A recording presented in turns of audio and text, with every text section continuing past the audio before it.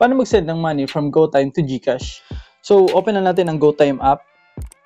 So, if naka-hide ang balance natin, click lang natin tong eye icon para makita natin. Then, click natin tong send or transfer. Then, click natin tong other banks. Then, search lang natin ang GCash. Then, click lang natin. Dito naman lagay lang natin yung amount na gusto nating isend. Then, click next.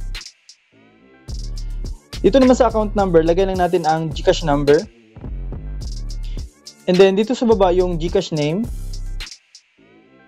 And since optional lang naman tong note, so pwede na natin tong hindi lagyan. So, click na natin tong next.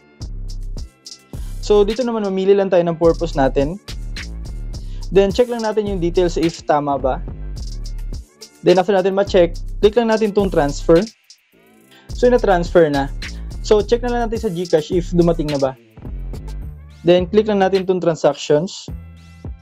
So, yun, dumating na nga. Kung nakatulong itong video natin ngayon, huwag kalimutan na mag-like, subscribe, and ring mo na rin yung bell para updated ka sa mga bagong videos natin. And see you on the next one. Bye!